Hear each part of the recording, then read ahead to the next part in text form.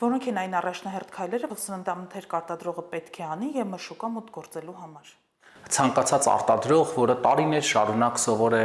աշխատել Հայաստանի Հանրապետությունում, որ Եվրասիական տնտեսական միության անդամ է եւ առաջնորդվում է Եվրասիական տնտեսական միության օրենսդրությամբ, առաջին հերթին տնտեսվարող սուբյեկտը բախվում է օրենսդրական այն պահանջների հետ եւ այդ պահանջների իմացության հետ, որ ունի Եվրոպական միությունը։ Սա շատ կարեւոր հանգամանք է, որովհետեւ կախված նրանից, թե ինչ մթերքի արտադրող է, օրինակ ձկնաբուծության ոլորտում Եվրոպական միությունը ունի շատ խիստ չափորոշիչներ հակաբիոտիկների նկատմամբ եւ օրինակ այն հակաբիոտիկները, որոնք որ Եվրասիական տնտեսական միության տարածքում թույլատրվում են օգտագործել, Եվրոպական միությունը արգելում է։ Կան նաև շատ ավելի խիստ չափորոշիչներ, օրինակ հակամակաբուծային պարազիտային դեղամիջոցների նկատմամբ եւ այս առումով իհարկե շատ կարեւորվում է ոչ միայն տնտեսվարող սուբյեկտի իմացությունը, այլ նաև այն ամբողջ ենթակառուցվածքը, որով որ պետությունն է առաջնորդվում, որովհետեւ բոլորը շատ լավ գիտենք, որ տարիներ շարունակ մեզ համար ավելի առաջնահերթ եւ ավելի ցանկալի շուկա է եղել Եվրասիական տնտեսական միության շուկան։ Իդեպ նաև որպես ոլորտային մասնագետ լինելով ասեմ, որ գնային առումով, լոգիստիկ առումով տնտեսվարողների համար եւս ավելի ձեռնտու է եղել մրցակցել Եվրասիական տնտեսական միության շուկայում եւ արդեն ունենք խնդիրներ, որովհետեւ օրինակ մեր մի հետազոտություն ցույց տվեց, որ օրինակ այն դեղամիջոցը, որ օգտագործվել է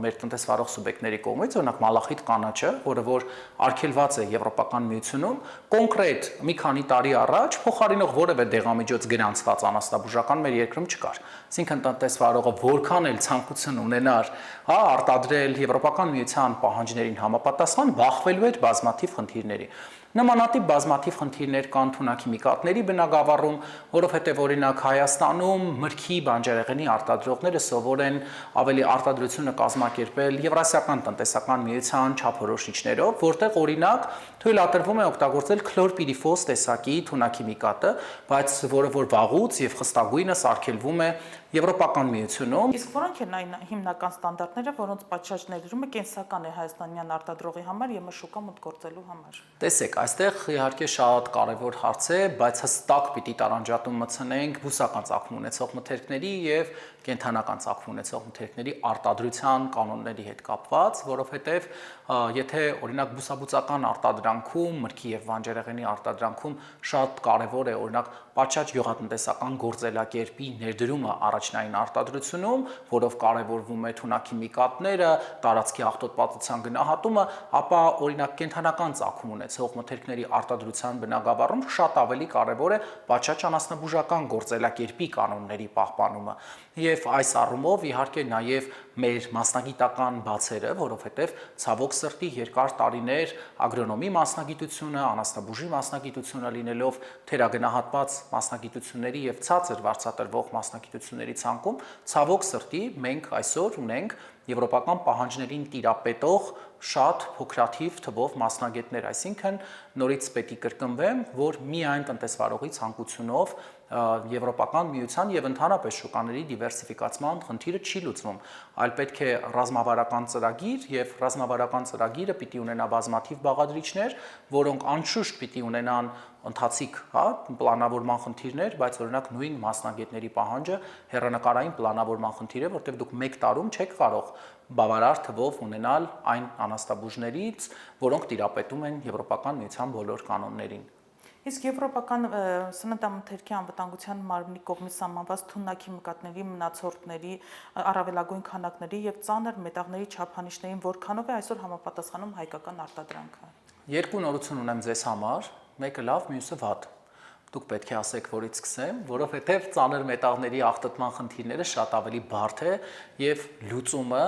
շատ ծախսատար, ժամանակատար process է, որտեղ եթե հողը աղտոտված է ծանր մետաղներով, ապա մինչև հողը չմաքրեք, միրգը եւ բանջարեղենը ծանր մետաղով կլինի աղտոտված։ Մեր կողմից իրականացված եւ իրականացվող հետազոտությունները ցույց են տալիս, որ հայկական արտադրանքը, հատկապես միրգը եւ բանջարեղենը ծանր մետաղների տեսանկյունից Իհարկե, եզակի ինչ որ հատուկեն խնդիրներ ունենում ենք, բայց դրանք massայական բնույթ չեն կրում, ավելին այն հիմնական տարածաշրջանները, որոնք որ ակտիվորեն ներգրավված են, հատկապես Արարատը, Արմավիրը, հա, մեր Արարատյան դաշտը, կոնկրետ մեր կողմից իրականացված հետազոտությունները ցույց են տալիս, որ Եվրոպական միությունում նորմավորվող ծանր մետաղների գերազանցումների դեպքեր հազվագյուտ տարիների եւ հա նորից եմ կրկնում հատուկեն սպորադիկ դեպքերում է հայտնաբերում, ինչը շատ իհարկե ուրախալի նորություն է, բայց թունաքիմիկատների առումով ցավոք սրտի պետք է նշեմ, որ շատ հաճախ հանդիպում են խախտումներ եւ բուսաբուծական ընթերքում հայտնաբերվում է Եվրոպական միությունում արգելված թունաքիմիկատներ, բայց ինչի է ուրախալի այս նորությունը, որովհետեւ սա շատ ավելի կառավարելի ռիսկ է, այսինքն եթե այս թունաքիմիկատը սկսում ենք չկիրառել, խնդիրը լուծվում է՝ ի տարբերություն ծանր մետաղների, որ ահռելի մեծ նաեւ տնտեսական, հա, ռեսուրսների ներգրավում է, պահանջում մասնագիտական գիտելիք, ժամանակ եւ այլ, այնպես որ այս առումով կարծում եմ, որ շատ լավ նորություն ունենք, որովհետեւ եթե համապատասխան իրազեկման արշավներ լինեն եւ կիրառվեն Եվրոպական միությունում թույլատրելի եւ նորմերը պահպանվելով ցուցումներով, հա, թունաքիմիկատները, այս խնդիրը 1 տարվա ընթացքում հնարավոր է շտկել։ Որն է Հայաստանում առկա լաբորատոր կարողությունների հիմնական խնդիրը ԵՄ պահանջներին համապատասխան փորձաքննություններ իրականացնելու համար։ Տեսեք,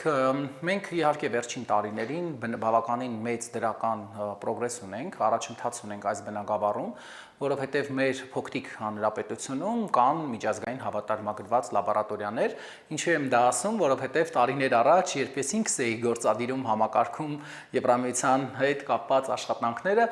0 լաբորատորիա ունեինք միջազգային հավատարմագրված, այսինքն այն ժամանակ մենք իհարկե շատ հա մեծ դժվարություններ ունեինք եւ ստիպված էինք լինում նաեւ հաճախ փորձարկումները պատվիրակել արտերկրում գործող լաբորատորիաներում, այս տեսանկյունից իհարկե շատ դրական է եւ շատ գովելի է, իդեպ պետք է ասեմ, որ նաեւ մեր լաբորատորիաները սարքավորումների տեսանկյունից ոչ միայն պետական լաբորատորիաները, այլ մասնավոր լաբորատորիաները բավականին հագեցած են, բայց այստեղ եւս կա համակարգման խնդիր, ինչու, որովհետեւ տնտեսվարող սուբյեկտները հաճախ զանգահարում եւ բողոքում են, որ լաբորատորիան օրինակ հրաժարվում է փորձարկում իրականացնել, բայց ցանկացած մարդ ով գործից հասկանում է, նա շատ լավ գիտի, որ երբ որ մշտական պատվեր չկա լաբորատորիան չի կարող բոլոր նյութերը առնել, պահել, որ ժամկետն անցնի ինքը թափի։ Եվ այստեղ նորից եմ կրկնում, կա շատ կարևոր խնդիր եւ պետությունը տարիներ շարունակ չի վերահսկել, որ տնտեսվարող սուբյեկտները անգամ օրենսդրական պահանջ հանդիսացող լաբորատոր փորձարկումներն իրականացնեն, իդեպ այս մասին ոչ միայն բազմաթիվ հեռուստատեսային հաղորդումների եմ անդրադարձել, այլ ազգային ժողովում ելույթ եմ ունեցել թվային ցուցանիշներով, որ եթե իրենք պատշաճ վերահսկեն այս ոլորտը, լաբորատորիաները ավելի շատ հարկ կվճարեն այդ գոյացած, հա, լաբորատոր ծառայություններից, քան այն տուգանքը, որը լաբորատորիան վճարում է, որովհետև լաբորատորիայի տուգանքները այդ փորձարկումները չանելու շատ ավելի պակաս է, քան արժեքը եւ տնտեսվարողներին տնտեսապես ձեռնտու չէ այդ լաբորատոր փորձարկումների իրականացումը։ Եվ այստեղ նորից եմ կրկնում պետության վարած քաղաքականության, անարդյունավետ աշխատանքի, պետական վերահսկողության ցածր մակարդակի արդյունքում մի չէ որ լաբորատորիան ունի բոլոր ենթակառուցվածքները։ Իդեպ ես նաև աշխատում եմ գիտական կենտրոնում, որը նախկինում գործում էր Գիտությունների ազգային ակադեմիայի կազմում,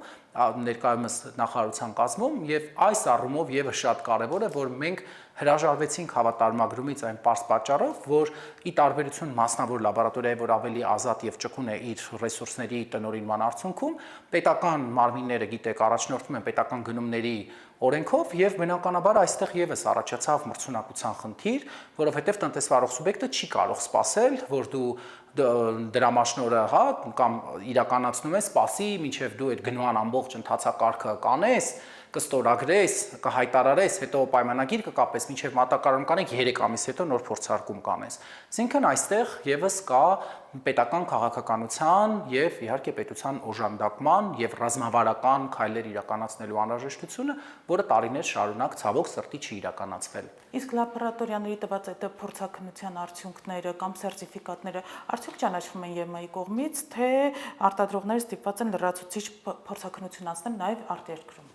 Տեսեք, այստեղ շատ կարևոր խնդիր կա, շատ հաճախ տարբեր մասնագետների կողմից սերտիֆիկատների, սերտիֆիկացման գործընթացների վերաբերյալ նկատում եմ շատ սիրողական մակարդակի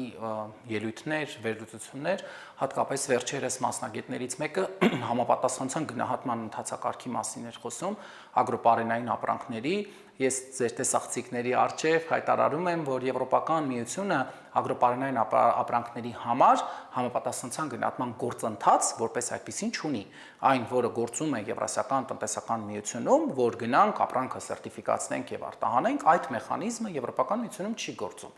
Եվրոպական միությունը ունի բացարձակապես այլ պետական վերահսկողության ձևեր, դա կոչվում է ռիսկի վրա հիմնված ստուգումների համակարգ, իդեպ ռիսկի վրա հիմնված է եւ երկրի մակարդակում ստուգումները եւ սահմանային հսկիչ կետերում։ Այ օրինակ, մեր տնտեսվարող սուբյեկտի շնորհիվ ճակերտավոր, ով այս տարի օրինակ քլորպիրիֆոսի աղտոտմամբ արտահանում է իրականացվել եւ բնականաբար Եվրոպական միությունը հայտնաբերել եւ ահազանգել է, այնտեղ տակը ծանուցման մեջ հստակ գրված է ավելի ուժեղացված հսկողություն կիրականացվի, այսինքն դա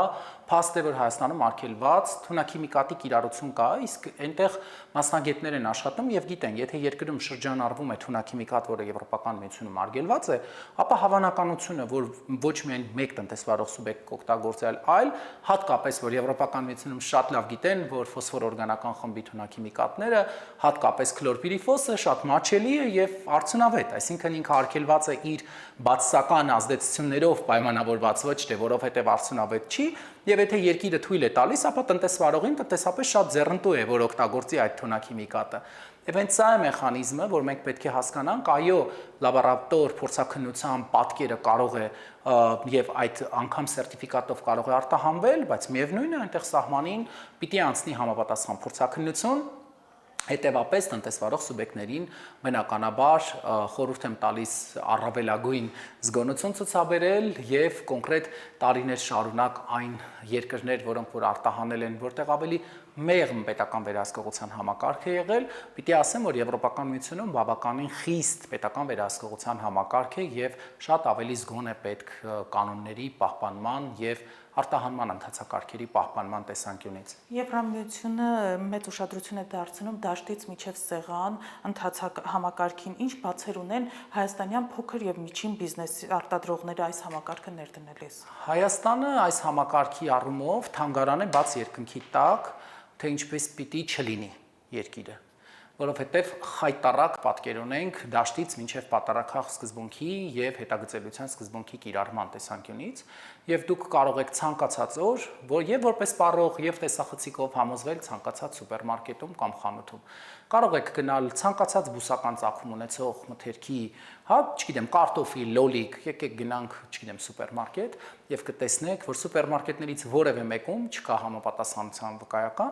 այսինքն մենք համապատասխանության գնահատում չիրականացված մթերք ենք սպառում։ Դուք ոչ կարող եք տեսնել ոչ տարածաշրջանում է, որ արտադրված, ոչ կարող եք վերահսկել այդ գործընթացը, թե դա առավոտյան Մալացիայի տոնավաճառից էին բերել թե Նեյմանդարի, լոգիստիկ կենտրոնից եւ իհարկե սա խայտարակություն է։ Ավելին Հայաստանը դեռ չի կարողացել լուծել անգամ արգելված վայրերում մթերքի իրացման խնդիրը, դուք փողոցներում կարող եք հայտնաբերել, որ մածուն են վաճառում, շենքերի բակերում բերում են կատնամթերք 50 աստիճան շոկին, բուսական ծագում ունեցող մթերք, այսինքն այս առումով իհարկե մենք տարիները անիմաստ վատնել ենք, ցավով եմ նշում, որովհետև 21-րդ դարում, երբ որ այսօր տեսնում եք ամբողջ աշխարհը, նաև քաղաքացիական գիտությունն այնպես է զարգացրել, որ QR-ով ցանկացած սպառող դառնա պետական վերահսկիչ, չգիտեմ, մոտիկանա, QR-ը սկանավորի, ապա Հայաստանում տեսնում եք, որ դեռ նոր, ինչ որ շատ ուշացած առաջին քայլերն ենք իրականացնում այս բնակավարում, բայց հաճախ հենց նույն սուպերմարկետ մոտենում ենք եւ տեսնում ենք, որ օրինակ սուպերմարկետը կարող է ապրանքի պիտանության ժամկետը ավարտելուց հետո կտրատի, եւ տեղադրի ինչ որ տարաների մեջ եւ իրացնի։ Իսկ ինչպես կարող են վերամշակող ընկերությունները վերահսկել գյուղատնտեսական տնտեսություններից ձեռք բերվող հումքի որակը, հատկապես որպեսզի վերջնական արտադրանքը հետագայում չմերժվի ԵՄ սահմանին։ Մեխանիզմը շատ պարզ է եւ Հայաստանում ինչի չի գործում հենց այդ պարզ պատճառով։ Տեսեք, եթե լիներ դաշտից պատարակախի սկզբունքը եւ վտանգի վերլուծության եւ հսկման քրիտիկական կետեր համակարգի սկզբունքը եւ վերահսկվեր, մեր երկրում խնդիրների ճնշող մեծամասնությունը լուծված կլիներ, որտեղ Եվրոպական միությունում այսպիսին է պահանջը։ երբ հումքը ձեռք ես բերում, կամ հումքի մատակարարը պետք է քեզ տա պատշաճ գյուղատնտեսական գործելակերպի սերտիֆիկատը, որով նա քեզ հավաստիացնում է, որ այդ թունաքիմիկատները, ծանր մետաղները բոլորը թույլատրելի շեմում են, եւ դու ազատվում ես լրացուցիչ լաբորատոր փորձաքննության պահանջից եւ ահռելի մեծ տնտեսական օգուտ ես ունենում, որտեվ եթե դուք այդ բոլոր խմբականակում ուղարկեք 4 ծանր մետաղի տարբեր թունաքիմիկատների, դուք միլիոնավոր դրամներ անգամ Հայաստանի Հանրապետությունում կտնտեսեք, որտեվ մեկ ծանր մետաղի օրինակ փորձաքննությունը 8-ից 10,000 դրամ է, եթե 4 ծանր մետաղ մեկ խմբականակում պիտի որոշեք, դա 40,000, թունաքիմիկատները մեկ թունաքիմիկատը 15-ից մինչև 25,000 դրամ, այսինքն տեսեք ինչ մեծ թվերի հետ գործ ունենք, բայց քանի որ Հայաստանում շատ նման է հայտնի անեկդոտին, որ ես հիմա էլ նստած եմ ծառետակ եւ ոչինչ չեմ անում, քանի որ չկա վերահսկողությունը, ոչ առաջնային արտադրողն այդ վերահսկողությունը իրականացնում, ոչ երկրորդայինը, որտեղ պետությունը ոչ ստուգում է, ոչ ստուգանում է, ոչ քայլեր է ձեռնարկում։ Արդյունքում ունեցել ենք ձախողված եւ տապալված համակարգ, որտեղ տնտեսվարող սուբյեկտները կոնկրետ առաջնային արտադրությունում որևէ մոտիվացիա չունեն այդ մեծ գումարները ծախսել եւ համակարգը ներդնել, իսկ վերամշակողն է լաբորատոր փորձարկում իրականացնել, որտեղ երկուսի դեպքում էլ տուգանք չի եղել։ Իսկ Ռուսաստանի կողմից բարբերական արգելքներն ու սահմանափակումները որքանով են ահազանգ հայաստանյան արտադրողների համար դեպի ԵՄ շուկա մտնելու համար։ Գիտեք, ես ցավում եմ, որ մենք առաջնորդվում ենք Ռուսաստանի Դաշնության կողմից բարձրաձայնված խնդիրներով, որովհետև հավաստիացնում եմ ձեզ, եթե 10 րոպե ժամանակ ծախսեք, ապա կտեսնեք, որ Հայաստանում անկախ լրատվամիջոցները, գիտական մարմինները բազմիցս ահազանգել են Հայաստանի Հանրապետությունում սննդամթերքի անվտանգության խայտառակ մակարդակի մասին։ Ավելին, երբ մենք խոսում ենք խախտումների մասին, դուք կհիշեք որևէ անկախ լրատվամիջոցի կողմից իրականացված հետազոտություն, որ մասսայական խախտումներ չի հայտնաբերել։ Իհարկե չենք հիշի, որովհետև մենք բոլորը շատ լավ գիտենք, որ բազմաթիվ եւ բազմապիսի են մեր խնդիրները, բայց մենք տարիներ շարունակ աչք ենք փակել, ծածկադմփոց ենք արել, մամուլի ասուլիսներ ենք կազմակերպել մանիպուլատիվ տեքստերով եւ փորձել հերքել այն մասնագետների կամ անկախ լրատվամիջոցների կողմից իրականացվող հետազոտությունը, թե աղտոտումը գուցե տեղափոխման ճանապարհին էր կամ խանութներ մեղավոր, կներեք, սպառողին բացարձակ հետաքրքիր չի, արտադրողներ մեղավոր, տեղափոխողներ մեղավոր, թե խանութներ մեղավոր։ Խանութից եմ ես ձեռք բերում, ապրանքը բացեցի, բորբոսնած է, ես որպես սպառող որևէ ցանկություն չունեմ հասկանալ ով էր մեղավորը։ Ես որպես սպառող ուզում եմ սուպերմարկետում հասանելիություն ունենալ, բարորակ, պատշաճ որակի եւ անվտանգ սննդամթերքի։ Առավոտյան ես տեսնում եմ, կատնամթերքի արտադրողները բերում են, դրսում գիտեք, արդեն առավոտյան էլ է շոկ, մի հատ այդ զամբյուղը տեղադրում են դրսում, մի քանի րոպե այնտեղ է մնում, հետո խանութի ներսում, ինչեւ որ աշխատողները բարեհաճում են, սուրճը խմեն, գան, հետո սկսեն, այդ սառնարաններում տեղադրել։ Բնական է խախտվեց ամբողջականությունը, խախտվեց սառնարանային շղթայի ամբողջականությունը, որտեղ եթե մակնշման վրա հետևեք, թե այդ կատնամթերքը քանի աստիճան Ցելսիուսի պայմաններում պիտի պահպանվեր, պարզ է որ դրսի 30 աստիճանում անգամ այդ մի քանի րոպեն միևնույն է այդ շղթայի խախտում է եւ այստեղ արդեն նորից եմ կրկնում մեր քաղաքական կամքն է եւ մեր մոտեցումները, որովհետեւ սննդի անվտանգության խնդիրները Հայաստանում նոր ի հայտ չեն եկել, Հայաստանում սննդամթերքի անվտանգության խնդիրները եղել են միշտ, արկային հիմա եւ առաջիկա տարիներին եւս չեն պատրաստվում վերանալ, որովհետև գոյություն չունի կախարդական փայտիկ, որ այս տարի օրինակ գա, այդպես այդ կախարդական փայտիկը խփի եւ ասի վերացրու քլորպիրիֆոսի կիրառումը Հայաստանի Հանրապետությունում։ Սա բացի քաղաքական կամքից, նորից եմ կրկնում, մասնագիտական գիտելիքներ պահանջող բնագավառ է եւ օրինակ Հայաստանում սննդի անվտանգության խնդիրներ կան, որի լուծումը Հանրապետությունում գիտի 3 մասնագետ։ Եվ հաճախ, օրինակ, եթե 3 մասնագետը չունի ցանկություն օգնելու եւ կապ չունի ով է օգնողը, ուրեմն պիտի արտասահմանից մասնագետ հրավիրենք այս խնդիրը լուծելու։ Բայց ժամանակին, երբ որ այս խնդիրները բարձրացանվել են, որ մի օր մենք բախվելու ենք այս խնդիրներին, աչալուր չեն եղել պատկան մարմինները եւ արդյունքում հետեւողական համակարգը քանդելով հիմա նոր եկել ենք, ասել ենք, խոսում ենք դիվերսիֆիկացիայից, ես ձեզ կարող եմ խնդրել բացել 2010 թվականի ամբողջ աշխատանքը, որը որ Եվրոպական միության համար իրականացվել է եւ մոնիտորինգի համար են գումարներ հատկացված եղել, մեղրի մոնիտորինգի, ձկան մոնիտորինգի, ոչ մեկ հաշվետվողականություն չի պահանջել, բայց այսքան գումար ենք ծախսում, քանի տոննա մեղր ենք արտահանում, քանի տոննա ձուկ ենք արտահանում եւ ի վերջո մենք մրցունակ ենք, թե չէ։ Արդյոք չպետք է առաջին հերթին մտածել հայ սպառողի մասին։ Ներքին սպառողը ինչ պետք է արվի այդ ուղղությամբ այսօր։ Կարծում եմ, որ այս բնակավարում խիստ ցավալի իրականություն ունենք, ամեն դեպքում մենք շատ զարգացած դեռ երկիր չենք, ոչ իրավագիտակցության, ոչ մեր ազգային մենթալիտետը ցավոք սրտի դեռ ի նպաստ Հայաստանի Հանրապետության քաղաքացիների չի, ավելին ասեմ, օրինակ վստահաբար ձեզ կարող եմ ասել, որ եթե չլիներ Ռուսաստանի Դաշնության օրինակ ձկան արգելանքը պետական, հա, որևէ օղակից դուք չէիք լսի, որ մեր ձկան հետ կապված խնդիր կա։ Բայց հիմա տեսեք Ռուսաստանից եղավ եւ մենք արդեն ինքներս ենք սկսում խոսել, չէ՞, խնդրի մասին արդյոք այդ ձուկը որակյալ է, արդյոք այդ ռեսուրսը, որը օգտագործում են, այդ վճարած հարկերը եւ այդ վատնած ռեսուրսը, այսինքն դարձյալ եկանք շատ կարեւոր եզրահանգման։ Ես մի օր նաեւ կառավարության այ աշխատակազմի ղեկավարներից մեկը ով հենց այս նույն կետում կանգնած էր, որտեղ դուք եք կանգնած եւ հարցադրում արեց, որ բա եթե դուք ներկայացնում եք, որ այդքան լավ եք աշխատում, ապա ինչի է Ռուսաստանի Դաշնությունը նմանատիպ խնդիրներ ահազանգել, ասեցի, որովհետև մեր գրված եզրակացություններին ականջալուր չեն եղել պետական մարմինները, որովհետև մենք շատ ավելի շատ կետով էինք տվել խնդիրները, քան իրենք։ Սա էլ է շատ կարևոր, որ հաճախ մենք, երբ որ հայ մասնագետներն են ասում, հայ մասնագետներն են ահազանգում, մենք միանգամից սկսում ենք, փորձում ենք հերքել, բայց երբ որ արդեն արտերկրի գոլեգաներն են ասում, իդեպ, չգիտեմ, օրինակ անցած տարվա քլորպիրիֆոսի մեր հայտարարությունից հետո մի պատկան մարմին Զինամթերքի անվտանգության տեսչական մարմին զբաղված էր մամուլի ասուլիսներ հրավիրելով, հրավիրում էր առողջապահության նախարարությանը, որ հերքող տեքստեր անեն, բայց Եվրամիությունը հիմա տվել է քլորպիրիֆոսի բարձր ռիսկ, բայց պատկան մարմինը ինչի ասուլիս չի անում։ Այսինքն դուխները կներեք, հա, այդ արտահայտության համար ուժները իմ վրա է պատում, ես հավաստիացնում եմ, քանի որ նաև ԶԼՄ-ներով էին հրավիրել իրենց ոչ գիտելիքը չի կարող բավականացնել իմ հետ գալ բանավիճերով, իրենք հրաժարվել էին բանավիճերով գալուց։ Այն դեպքում, երբ որ ես պատրաստ լիներ մենակ, իրենք չգիտեմ, քանի հոգով ուզում էին։ Եվ արդյունքում հիմա այդ նույն հայտարարությունից հետո որևէ պու պետական մարմին, այսինքն հազանգ են տվել, որևէ պու բառ իրենց կողմից չի լսվել, բա հերքեք։ Ասեք մենք տանը ուտում ենք, ուրեմն անվտանգ է, անցած տարվա ամբողջ իրենց ասուլիսը կառուցված էր, որ մենք տանը ուտում ենք, անվտանգ է սկզբունքի վրա։